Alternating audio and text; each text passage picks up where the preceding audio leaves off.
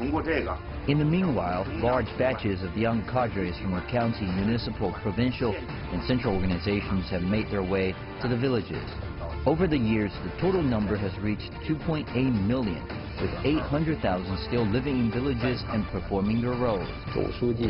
Xi Jinping's strategic thinking on poverty alleviation and development specifies that poverty alleviation and development is the essential requirement of socialism and the most daunting task in building a comprehensively well-off society.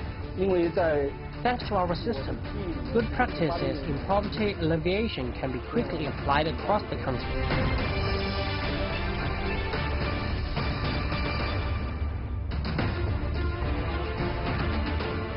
Why has President Xi Jinping made poverty alleviation a signature priority of his leadership? Over the past 5 years, in his more than 50 inspection tours across the country, he has stressed poverty alleviation almost everywhere. He has visited 14 poverty-stricken areas with special difficulties and encouraged party cadres to visit impoverished areas regularly and interact with local people. China's national goal is to realize a moderately prosperous society by 2020, and Xi asserts that China cannot be a moderately prosperous society if any of its citizens continue to live in extreme poverty. So, what is President Xi's grand vision? How does China plan to eliminate extreme poverty in 3 years? What are the challenges, the obstacles, which organizations are involved? And even if successful, even if all extreme poverty is eliminated by 2020, what happens after that? Just because a family's income has been raised just above the extreme poverty line for 1 year hardly makes them moderately prosperous. How then to make China's poverty alleviation campaign sustainable? And not to forget, how reliable is the data? When we follow poverty alleviation, we cannot get any closer to China. Since adopting its reform and opening up policy, China has made remarkable progress. Still, the government faces difficulties and challenges, particularly during these times of social transformation and transition. A rising polarization of wealth can lead to social stress, undermining social stability. Worse, the inequality gap between cities and countryside is increasing. While income percentage growth increased faster in rural areas, absolute inequality between rural and urban incomes also increased. China has been working to bridge the gap between haves and have-nots. In 2017, 10 million people were brought above the poverty line, reducing the total population living in extreme poverty to about 40 million. The remaining poor live largely in 592 impoverished counties across the country. The Chinese government has allocated more than 140 billion yuan, that's over $20 billion US, to keep pace with the needs of poverty relief. In addition to providing poverty relief funds, the government dispatched about 800,000 officials to the front line on poverty relief missions, officials like Yao Hai. This 27-year-old was dispatched to Daijing village by the county government to work as the village first secretary. His main job is to persuade the remaining 8 households who have not yet moved to the town to change their minds. One could be forgiven for speculating that this experience on the front line of poverty alleviation work would become a major boost in Yao Hai's career. But for now, what's on Yao Hai's mind is anything but his future promotion. Following Yao Hai, I visited 3 households, which still include elders. Dark rooms, primitive thatch fillings, run-down plank walls. These are the houses situated in the deep valleys of karst landform. One would be surprised to see anybody still living in these conditions. For these villagers, however, these houses and lands represent generations of memories, and memories are roots. Though their children had already migrated to cities to make a living, they themselves are still reluctant to move. Their ancestors are buried here. Some spouses have already died here. According to Yao Hai, relocations cannot be coerced. Force is not permitted.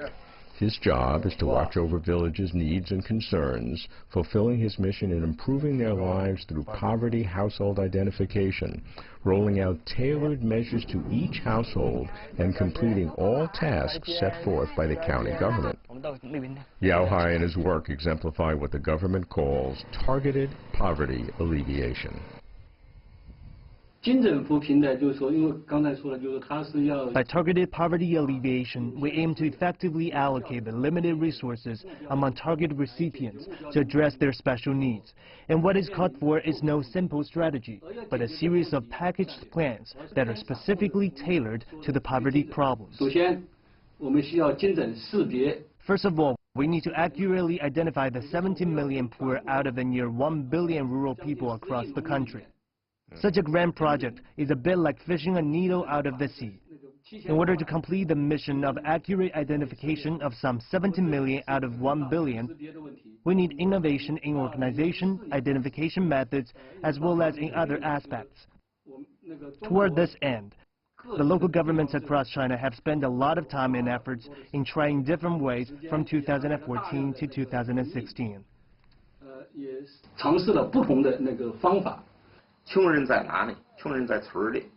Where are the poor? The poor are in the villages. After reform and opening up, the educated, skilled villagers have basically all migrated to the cities, which is also thanks to the rapid development of urbanization. Those who are left behind are mostly incapable of finding their own ways out. Some cannot speak Mandarin and may run into communication problems in the cities. Some are not only in lack of capabilities and skills, but also in lack of ideas. They're so used to being poor and being assisted by the government. They dare not dream about a better life. They have no confidence in themselves and have been trapped in the mentality that they have been poor since their forefathers' time, and it is something in their fate to be poor.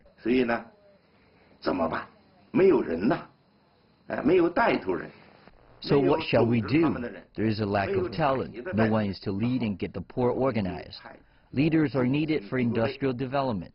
So we second task forces to those 128,000 poverty-stricken villages. For each and every one of them, we send a delegation of 3 to 5 civil servants from government departments of above the county level or from state-owned enterprises for assistance. They're paid out of the national fiscal budget and sent to get the poor out of poverty by helping them make their development plans, liberate their thinking, and innovate new ways to implement the 5 major methods of poverty alleviation on a fair and just footing. All these are what we refer to as hard measures. I think such poverty alleviation efforts are unprecedented in China's history and in the history of other countries around the world. They have demonstrated the senses of responsibility of the CPC and the Chinese government. It is our historic responsibility, and we have our faith and determination to fulfill it well on schedule. In the meanwhile, large batches of young cadres from the county, municipal, provincial, and central organizations have made their way to the villages. Over the years, the total number has reached 2.8 million, with 800,000 still living in villages and performing their roles. Together with those who have come back, there are altogether 2.8 million who have profound understanding about the rural areas and about poverty in China. They understand from their own experiences that apart from the prosperity in metropolitan cities like Beijing, Shanghai, and Guangzhou, there are also places in China where poverty is pervasive and serious. This will do good to their growth and their improvement of capabilities throughout their lifetime. In particular, they will cultivate a sense of devotion to the county and the poor, and they will develop a bond with the poor public that may last for their entire life. In order to carry out an effective poverty alleviation program, it is the responsibility to work at the very local levels. I was there literally yesterday, the day before, in local villages that are very poor, and you see officials working with the villages one by one. How do you motivate the officials, maybe from a county level or provincial level, to go down to the poorest level to work with individuals? What does it take to elevate their spirit, or to focus their spirits that this is an important task? Because it's certainly not a glorious task. but it needs to be done. So what is the motivation practices? Over the years of learning lessons from others, say by referring to experiences of the development programs in China designed by the World Bank, we have already developed measures to monitor, examine, and evaluate the work of staff working in poor villages. It includes several aspects.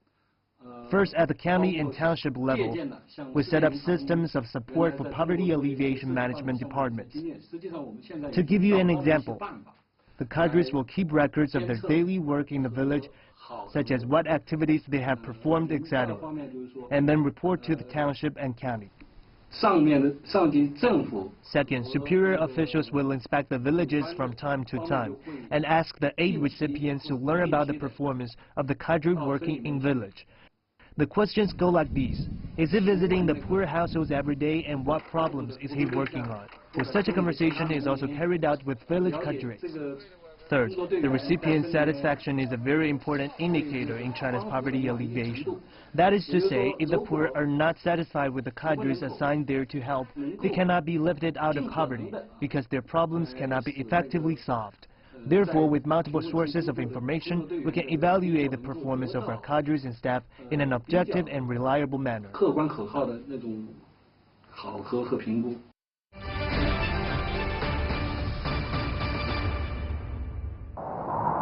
China launched large-scale poverty relief programs in 1986. In the same year, 32-year-old Xi Jinping was working in Zhengding County in Hebei Province, serving at the grassroots level as Deputy County Party Secretary.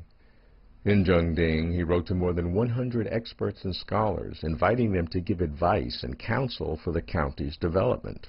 2 years later, Xi Jinping became secretary of the Prefectural Party Committee in Ningda, Fujian Province. Some of his speeches and articles from this period are published in his book, Up and Out of Poverty.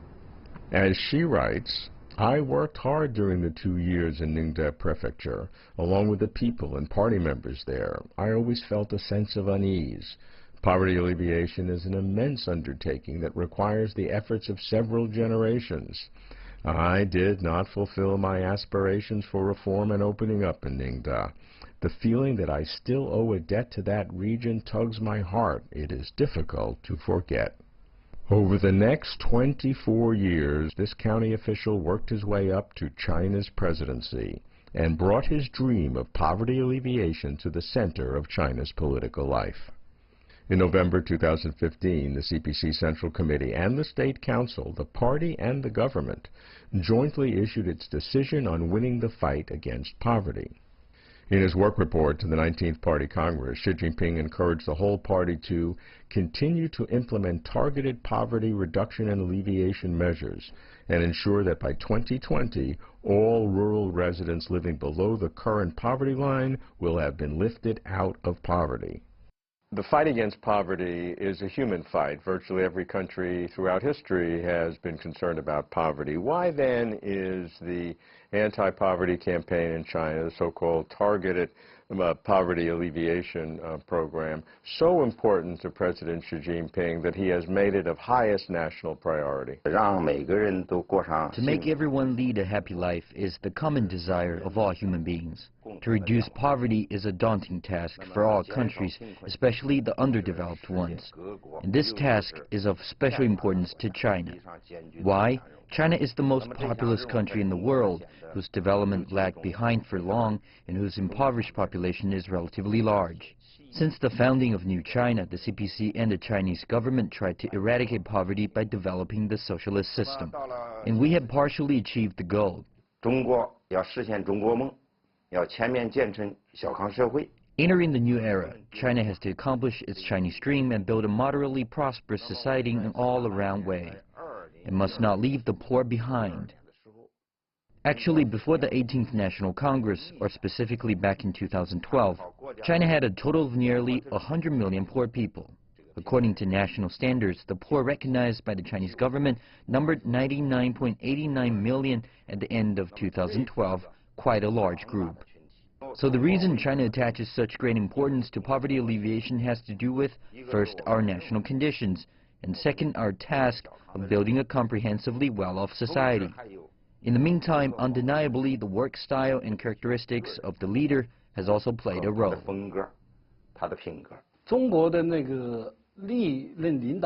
Actually, top leaders in China are very concerned about poverty, but compared with his predecessors, General Secretary Xi Jinping has exerted even more effort. He has experienced working in poor villages, counties, and districts, and after his term as General Secretary, he visited all the major poverty-stricken areas in China. He has a lot of policies and ideas regarding precision poverty alleviation. Thanks to his work experience in the past and his understanding of the lessons China has learned, as well as the best practices he has witnessed over the years. Therefore, I think General Secretary Xi Jinping has earnestly led and guided the whole process of poverty alleviation in China while putting forward the idea, witnessing its implementation, and coming up with improvements. What is it about the period of time when Xi Jinping became party secretary after the 18th Party Congress, and particularly now with Xi Jinping thought, that gives a new dimension to poverty alleviation in China?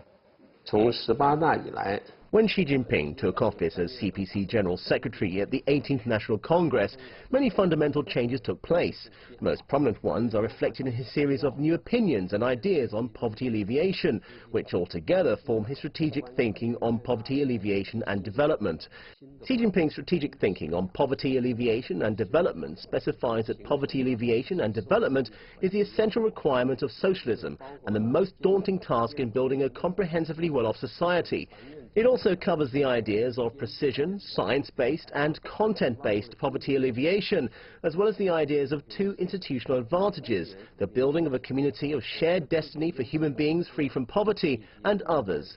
They offered a new meaning to poverty alleviation and development in China's new era and were a legacy of past leaders' thoughts on poverty alleviation. At the recent concluded 19th Party Congress, Xi Jinping also made new plans for our path ahead.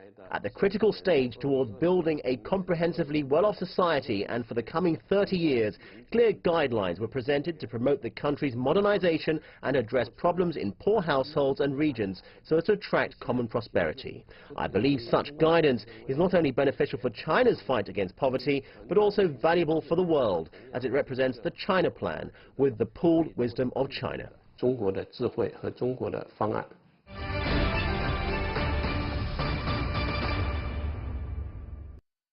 In 2013, while visiting a poor county in central China's Hunan province, President Xi first proposed the concept of targeted poverty reduction and alleviation, tracking precisely every poor person and giving each family customized programs. He said, targeted measures should be based on practical situations and empty slogans should be avoided. Targeted means more individualized procedures and programs with the policies to support them, including standardized definitions of poverty, identification criteria of poor people, and customized plans and programs to bring them out of poverty. In implementing this policy, the party and the government, a top-down system, is second to none on establishing a unified coordination network for poverty alleviation because of its special advantages. In the last 15 years of the 20th century, the country lifted 6.4 million people out of poverty annually.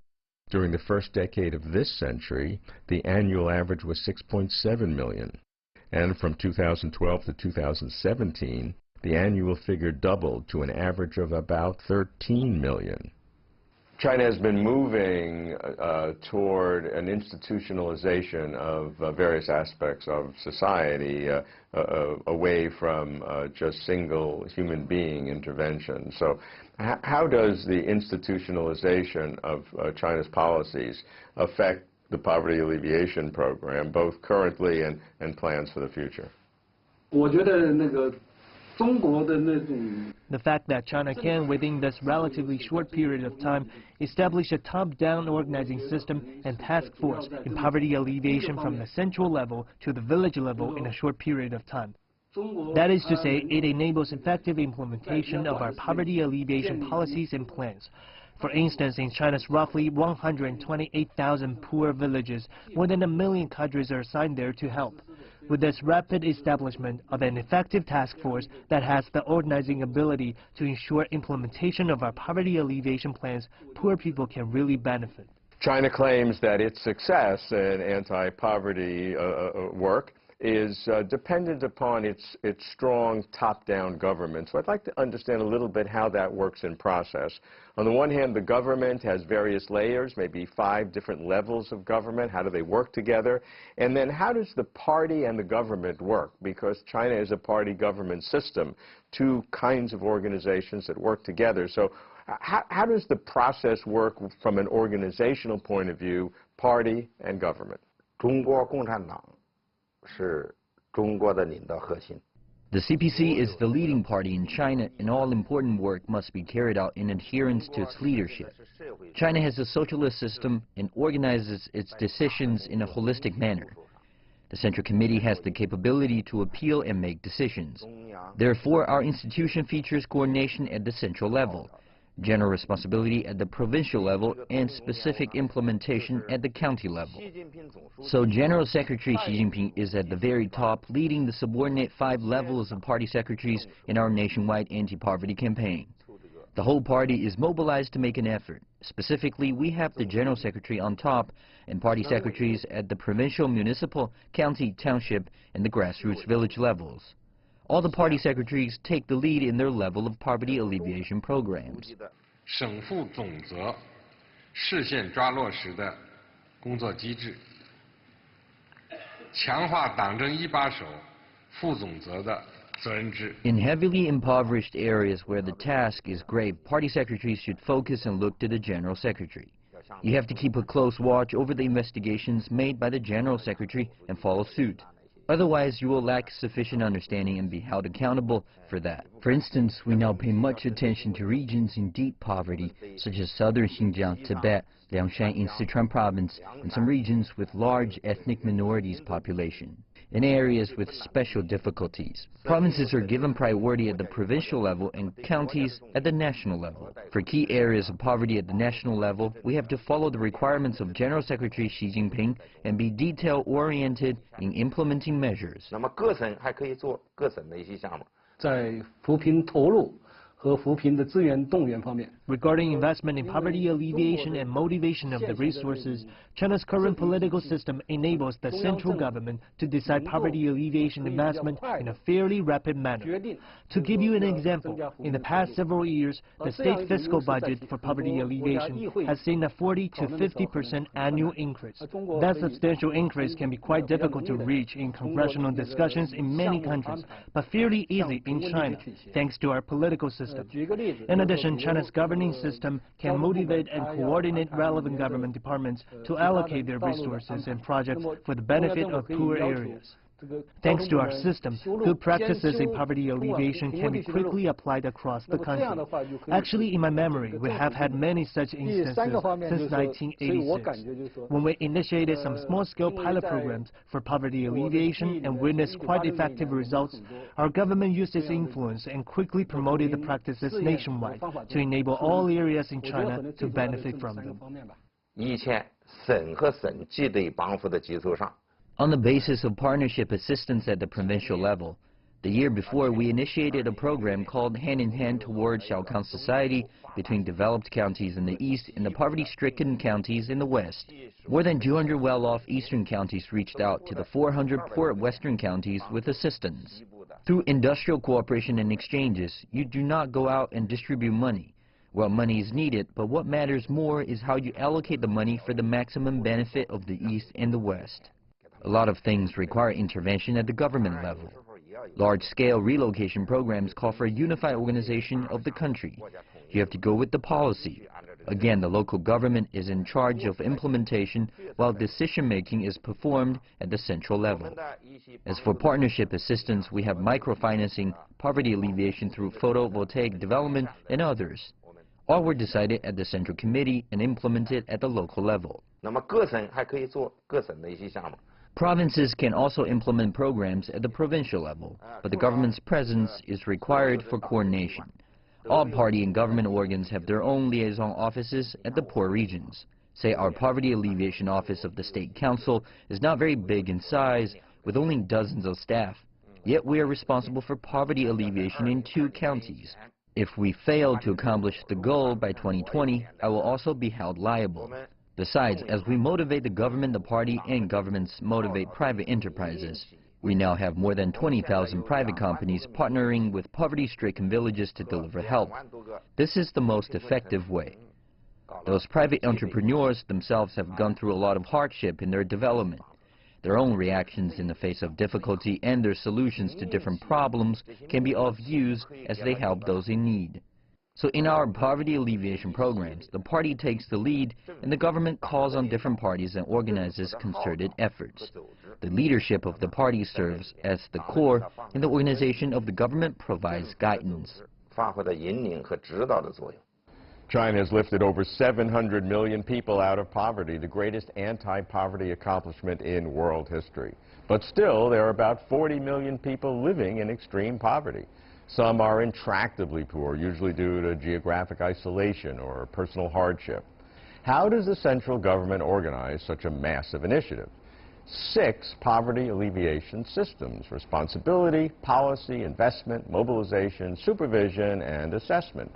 In 22 central and western provinces, the party and the government pledged to eliminate all poverty by 2020.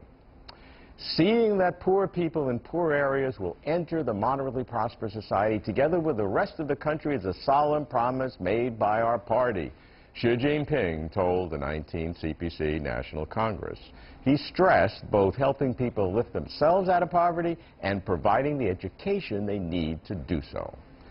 Those who recognize China's unprecedented poverty alleviation success must also recognize its direct relationship to China's system of one-party rule and a strong command-down government. While all systems of government have trade-offs, without such strong authority and the recognition by officials that their careers prosper or falter based on poverty alleviation results, it would not be possible for China to reach its goal of eliminating all extreme poverty by 2020. That's closer to China.